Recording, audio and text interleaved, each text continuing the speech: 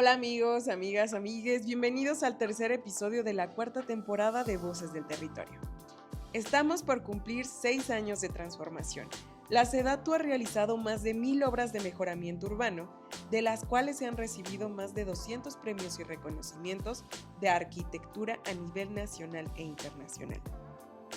En este episodio platicaremos con Loreta Castro del Taller Capital y Daniel Díaz del Laboratorio de Acupuntura Urbana, personas arquitectas que diseñaron algunos proyectos del programa de mejoramiento urbano y quienes han recibido diversos galardones que reconocen a la arquitectura social.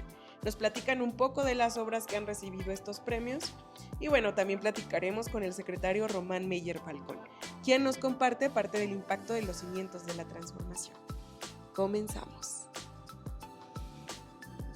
Hola, bienvenidos al podcast Voces del Territorio. Hoy invitamos a una arquitecta que ha contribuido en el programa de mejoramiento urbano con varias obras desde el inicio de esta administración. Le damos la bienvenida a Loreta Castro a este espacio. Bienvenida, muchísimas gracias por participar. Muchas gracias por la invitación. Loreta, pues igual nos gustaría que nos compartieras, para quienes no te conocen, desde Taller Capital, cuántas obras han participado a través del programa de mejoramiento urbano. Sí, claro que sí. Mira, Taller Capital es un despacho que cofundamos José Pablo Ambrosillo y con la especialidad en vivienda y en espacio público que maneja el agua de manera sostenible.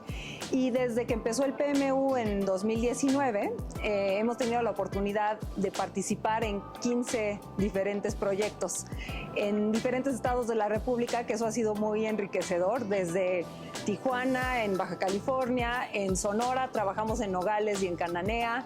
Luego en Guerrero estuvimos trabajando en Iguala, en el Estado de México, en Tecámac. Básicamente en esos estados están las diferentes obras que hemos desarrollado. Tus obras son muy, les caracteriza algo, ¿no? Que es el tema del agua. Platícanos un poco más los problemas que ustedes han enfrentado en estas comunidades y que nos hables de proyectos como el Represo, como el Bicentenario, que se trabajaron así a grandes rasgos, ¿en qué se enfocaron? Claro que sí, mira. Ha sido bien interesante trabajar en los lugares específicos que nos tocó, porque por ejemplo en Tijuana trabajamos en el cauce de un arroyo, en Nogales en un represo, en una represa más bien, y en Bicentenario en un parque que estaba en una ladera. Y como a nosotros nos interesa mucho el tema de manejar el agua a través del territorio, aunque los proyectos eran de espacio público, nosotros siempre los volvíamos en un proyecto de gestión de agua a través del territorio. Entonces, por ejemplo, en el caso de Tijuana, que se llamaba, de hecho, el proyecto Cauce de un arroyo, cuando llegamos al cauce, el cauce estaba completamente lleno de cascajo que los vecinos nos habían ido tirando ahí. Entonces, el presupuesto que había era insuficiente. Deja tú para hacer un proyecto, para retirar el cascajo del arroyo. Entonces, lo que normalmente tratamos de hacer es que a partir de las condiciones que existen en el sitio, generamos el proyecto. Entonces, en el caso de Tijuana, que es como muy evidente, lo que hicimos fue usar el cascajo para crear terrazas a lo largo del arroyo y después en los márgenes del arroyo mandar 2 canales para que el agua se condujera por los márgenes del arroyo y no por las calles, que es por donde iba, ¿no?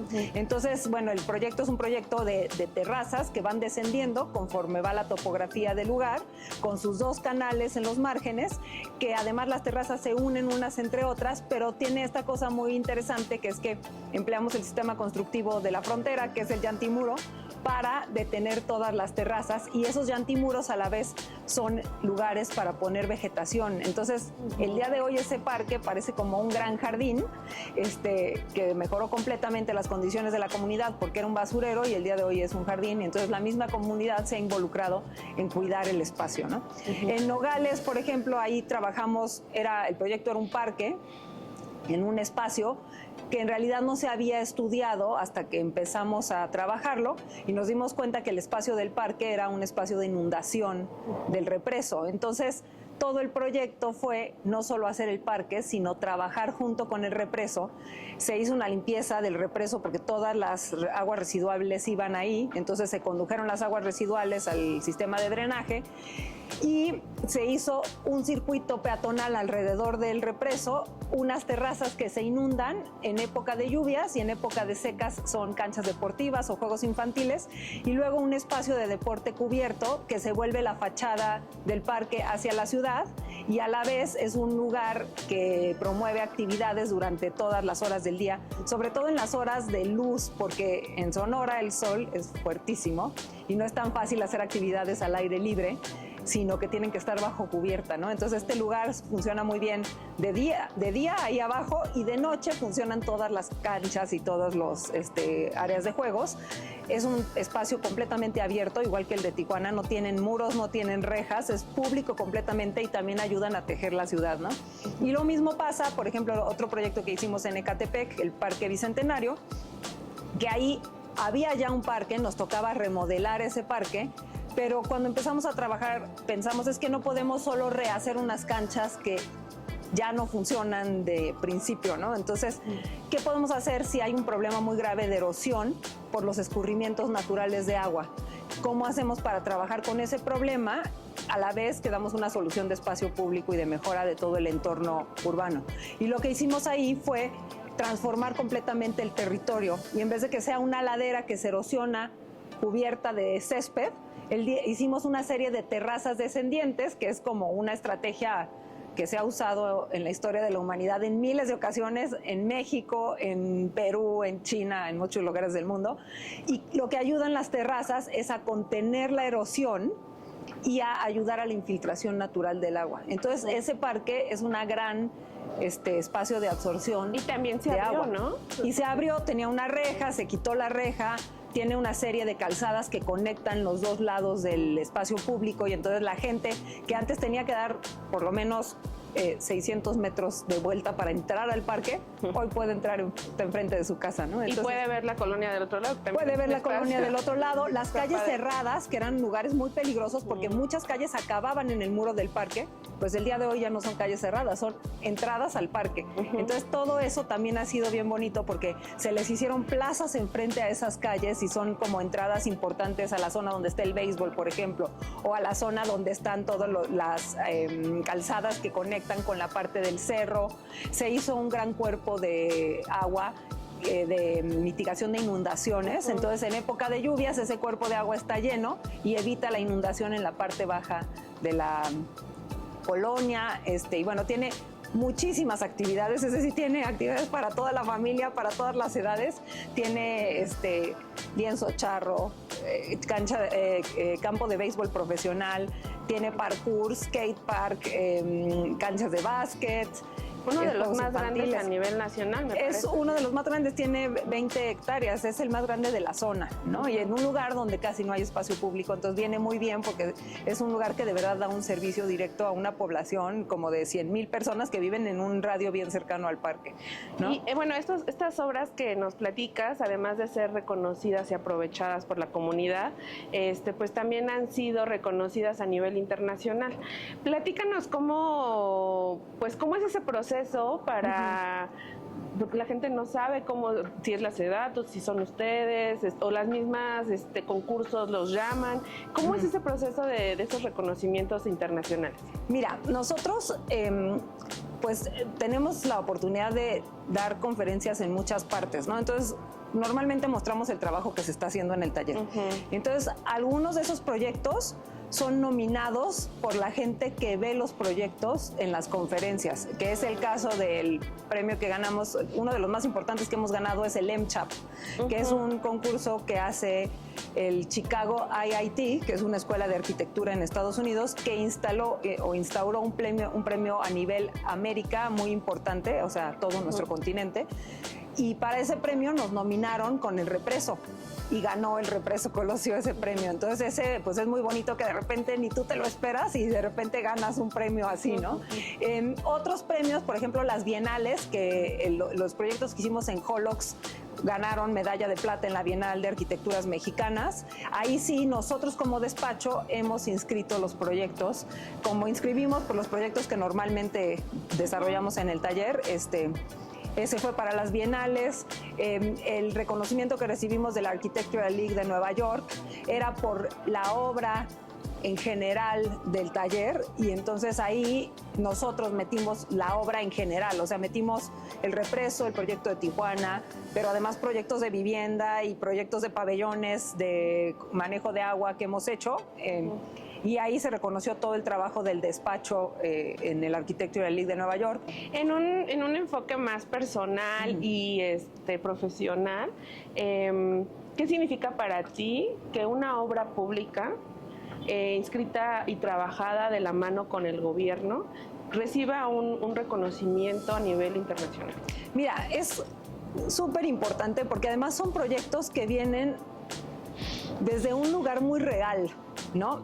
No son nosotros no buscamos hacer una arquitectura solo estética. Lo que nosotros buscamos es resolver problemas en el sitio.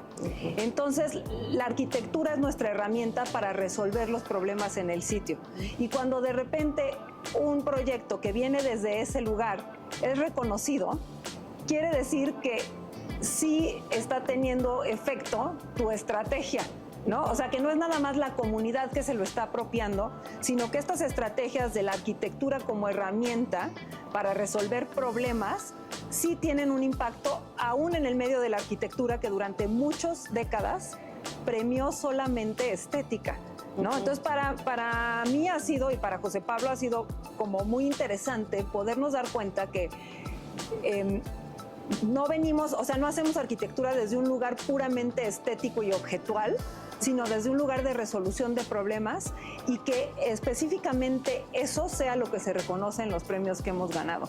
Entonces, es lindo darte cuenta de que claramente hay un interés no solamente de la gente que lo recibe, sino también a nivel mundial, entendiendo que la arquitectura se puede utilizar como una manera, una herramienta más para abordar temas socioeconómicos, ambientales y urbanos, y un poco moverla de ese lugar lejano e inalcanzable, ¿no? De que solo los ricos pueden pagar una arquitectura de calidad, cuando en realidad también es una obligación de nosotros como arquitectos usarla para resolver problemas cotidianos de la población, ¿no? Y en comunidades alejadas y poco vistas, ¿no? Muchas veces en comunidades muy alejadas y muy deterioradas, ¿no? El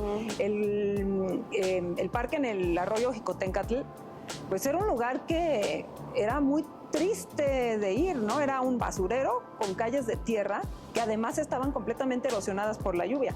Y de pronto, la conversión de ese lugar es impresionante. Nosotros cada vez, o sea, regresamos cada 2 años o algo así, y es súper bonito que cada vez que regresamos, el parque está en buenas condiciones. Cuidado. No te voy a decir que está como nuevo, pero sí hay una comunidad de vecinos que se dedica a las plantas, que se dedica de vez en cuando a hacer un tequio para limpiarlo. Entonces son lugares que se ha ido adoptando la comunidad. Finalmente, pues, ¿qué aprendizaje te llevas de trabajar en este sexenio con la Cuarta Transformación y en esta secretaría encabezada por el secretario Román Beller? Mira, para mí ha sido una gran oportunidad, y para nosotros, para el taller, ha sido una gran oportunidad para poner en práctica proyectos transformadores del espacio. Sí, o sea, el aprendizaje más grande es darte cuenta que hacer una arquitectura consciente de las condiciones de un lugar en específico, y que a través de cómo se inserta el proyecto en su contexto, a través de entender qué posibilidades tiene el proyecto de facilitar condiciones, pues tanto de seguridad como de mejoramiento del medio ambiente o de la movilidad.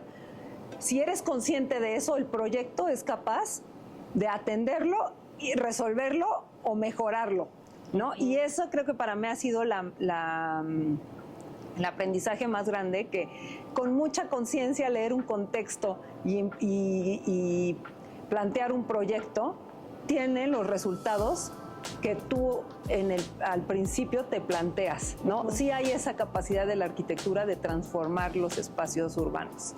Y creo que eso es pues evidente, ¿no? Al menos en nuestro caso, nosotros, a mí Tijuana se me hace el mejor ejemplo, porque de haber sido un lugar de verdad de unas condiciones terribles, el día de hoy todos pueden caminar por ahí a la hora que sea. Antes había toque de queda, ¿no? Y era un basurero. Y hoy puedes ir a la hora que sea el mismo municipio al final contribuyó pavimentando las calles. O sea, había como que siempre en el proyecto. mucha reticencia, ay, a ver qué van a hacer. Y a la mera hora cuando ven que funciona, porque claro, entiendes la problemática del lugar y haces que el proyecto se vuelva una manera de mitigar esa problemática, pues entonces sí hay un resultado palpable, ¿no? No fue nada más ir a hacer una cancha, sino fue conectar dos lados del arroyo, vincular unas plataformas, dar un espacio público, dar un espacio verde, crear lugares para que la comunidad se reúna, y están ahí y la gente los usa, ¿no? Entonces eso hace que pues catalices la calidad espacial, la calidad de vida de la gente para mejor, ¿no? Pues muchísimas gracias a ti, a tu equipo, a Taller Capital por contribuir en esta transformación del territorio y pues continuar en estos proyectos. Muchísimas gracias. Sí, gracias. Uno de los objetivos principales para la SEDATU en esta administración es construir obras de calidad y que la inversión en las comunidades sean las semillas que detonen la verdadera transformación territorial. Escuchemos lo que nos comparte el arquitecto Daniel Díaz del Laboratorio de Acupuntura Urbana. Pues nos gustaría primero saber qué opinas del programa de mejoramiento urbano que se hizo en toda esta administración de la Cuarta Transformación. Gracias, Laura. Pues qué increíble pregunta. Yo creo que abarca muchos sentimientos, porque al final, al principio fue conocer lo que es el programa de mejoramiento urbano. Tuvimos la oportunidad de participar en algunos proyectos y entender lo que significó el programa fue entender la vocación social y la vocación humana y la vocación de atraer bienestar a diferentes comunidades, ¿no? Entonces, de verdad que tiene un ámbito social, político, económico que abarca todos los ramos, no solamente el ramo arquitectónico. Entonces, yo opino que el programa de mejoramiento urbano fue un parteaguas, o es un parteaguas, definitivamente en la cuestión de infraestructura y de bienestar para las comunidades en las cuales intervine, ¿no? Ojalá que este programa pudiera tener una mayor permanencia, porque definitivamente no había visto yo un programa como este en ningún tiempo, ¿no? El despacho en el que colaboras, pues contribuyó a muchos proyectos, ¿no? Algunos en Tapachula, en Tabasco. Platícanos cuántas obras, pues ustedes participaron y cuál ha sido tu favorita. Gracias. Pues mira, participamos en algunos municipios. Te voy a platicar un poquito de Tapachula. En el municipio de Tapachula, llegar a este espacio lleno de verde, un lugar fusionado con la naturaleza, que es parte de las personas, parte del día a día. Tuvimos la oportunidad de trabajar en el proyecto del Parque del Café y el Centro de Desarrollo Comunitario. Un espacio completamente natural y de alguna manera alejado, ¿no?, de la centralidad o de lo que puede ser el municipio de Tapachula, ¿no?, como la parte más urbana. Este proyecto, por ejemplo, está en la parte norte, y el poder entender cómo fusionar un proyecto o tratar de integrar un proyecto a la naturaleza, pues fue un reto.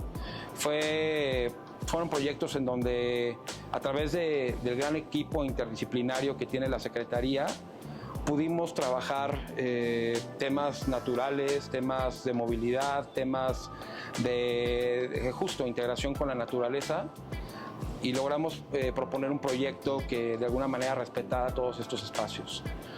Me recuerdo las visitas con el secretario, ¿no?, el interés de que justo estos proyectos tuvieran, pues bueno, no perdieran más bien la esencia arquitectónica de la cual él mucho promovió o promueve, y hacer que los proyectos pues hablaran de lo que de alguna manera pudimos vertir en los planos o en los proyectos o en los conceptos, ¿no?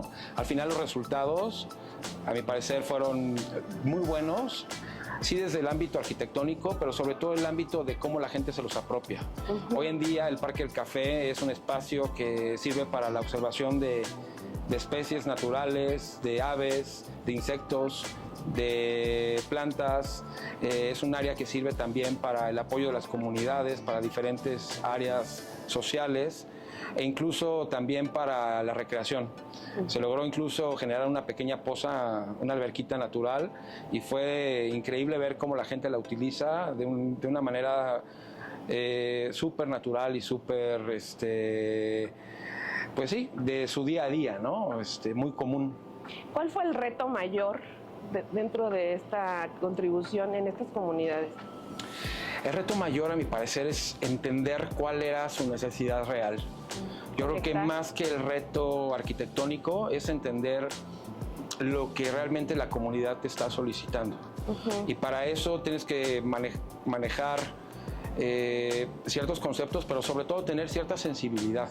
Sensibilidad para poder escuchar a una persona que es usuaria de un mercado, que vende sus productos y que tiene ciertas necesidades y que no las vende de la misma manera que otra persona.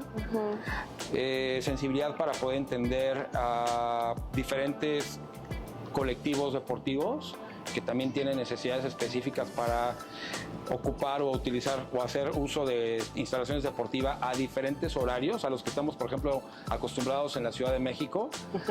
O sea, en el sureste realmente las canchas se ocupan de tarde porque no hay techos. Entonces, si tú entiendes esa necesidad, la puedes plantear y puedes entender que la necesidad, pues sí, más que una cancha es un techo, ¿no? Es cubrirse de la lluvia, o es una lámpara, o es que exista seguridad o agua potable. Entonces, ese tipo de cuestiones van más allá de la forma o de la función arquitectónica. En esta administración pues se lograron más de 1000 obras en todo el país, en gran parte del país, y pues de esas muchas tuvieron muchos reconocimientos a nivel internacional. ¿Qué opinas tú como arquitecto que pues la obra pública sea reconocida a nivel internacional? ¿Nacional también? Es importantísimo. O sea, habla de el parteaguas que mencioné hace un momento, el parteaguas en donde hay un interés sobre todo por la buena arquitectura, un interés por la buena arquitectura que ve a la sociedad, que ve los proyectos que satisfacen las necesidades de los que menos tienen y que aparte estos proyectos tienen un gran impacto.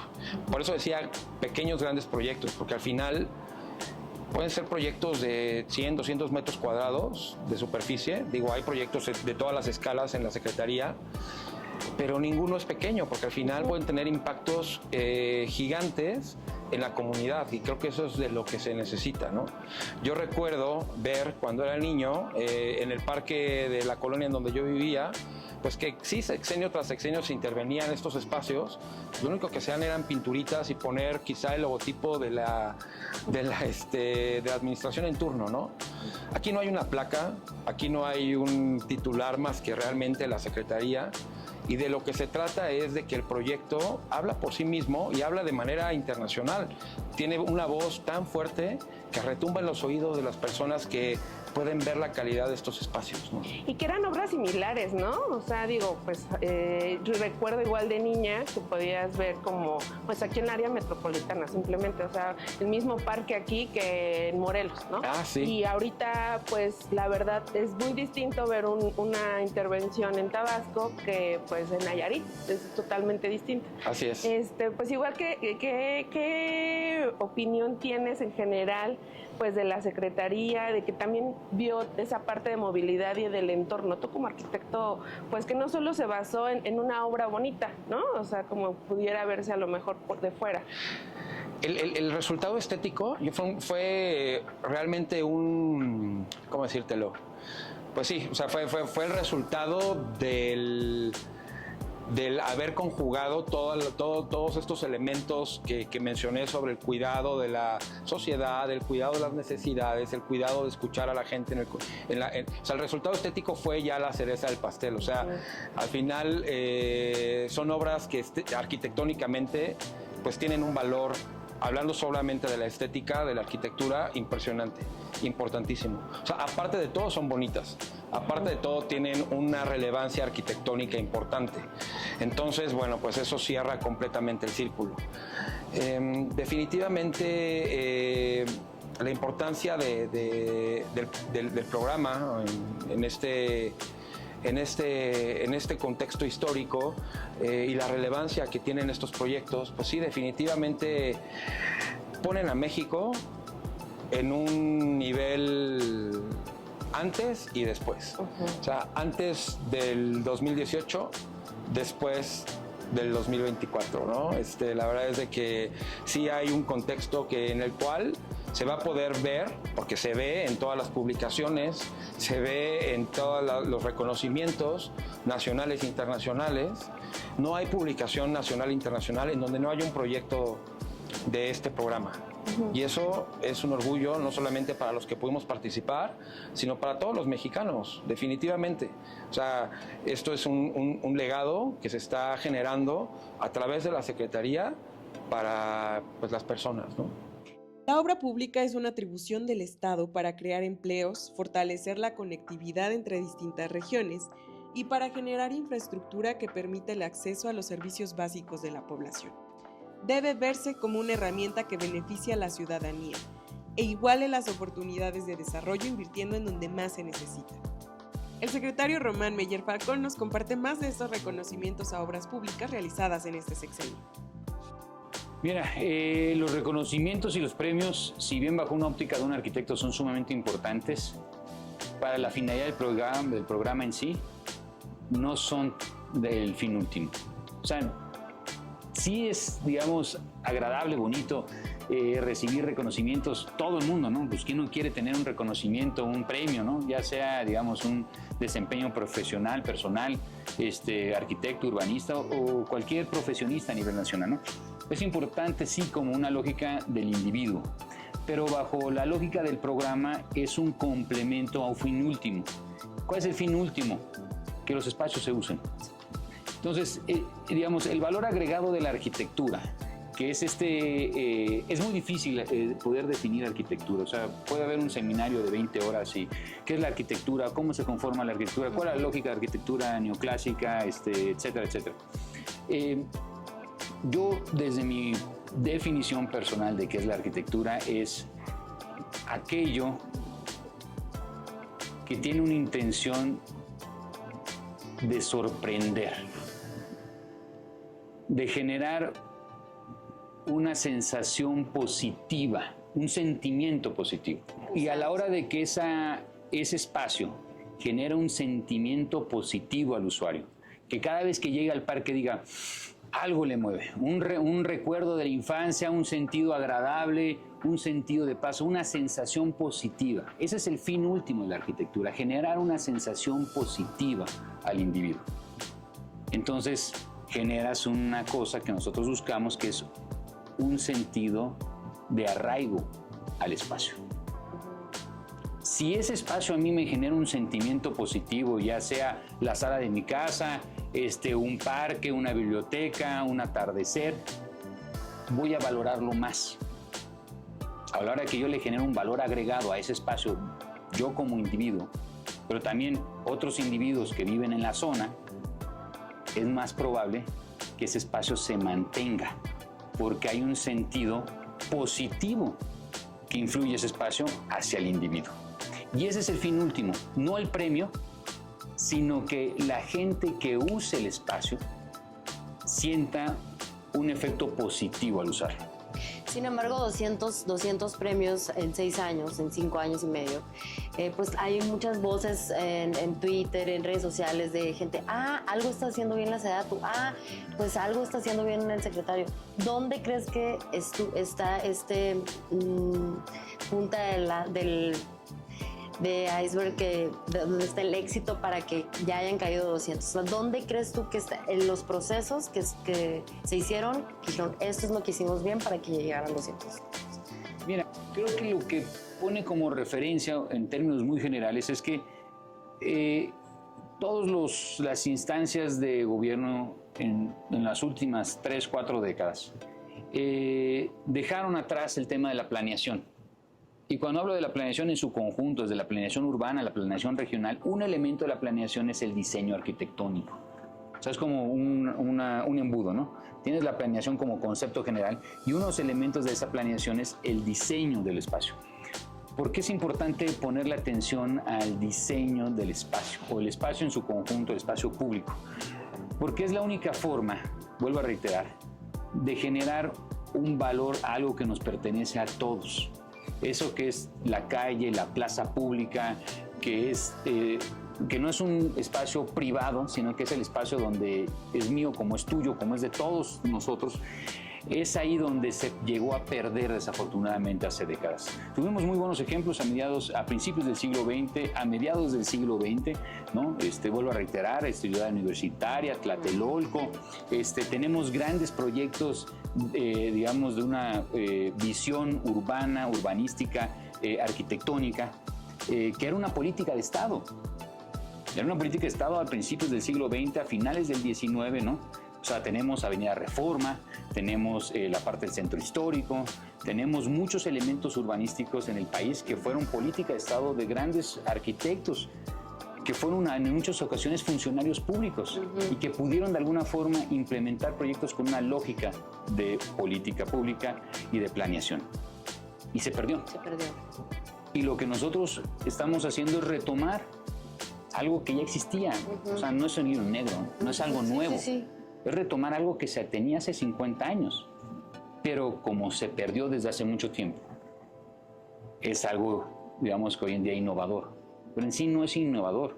Yo puedo decir que es una obligación del Estado mexicano, cualquier orden de gobierno, asegurar que con el poco recurso que tenemos sea el mejor proyecto posible, que atienda de la mejor forma posible esas necesidades, ¿no? Entonces, uno es la definición del programa, y otra es el diseño per se del espacio. En esta cuarta transformación, la coordinación intergubernamental y la planificación fueron fundamentales para la construcción de ciudades más justas y pacíficas. Vimos esta inversión como un capital semilla inicial que motivó la inversión y el desarrollo de colonias que habían quedado en el olvido, pero que al mismo tiempo son el hogar de millones de personas, gracias a todo el equipo de desarrollo territorial que ha hecho posible los cimientos de la transformación. Les esperamos en el siguiente episodio. Recuerden activar las alertas desde su plataforma favorita. Estamos en Spotify, Apple Podcast y YouTube. Hasta pronto. Una producción de Sonora Horta y Ana Laura Ruiz. En cámaras, Marco Villanueva. Reportera Ana Laura Ruiz y Rebeca Carballo.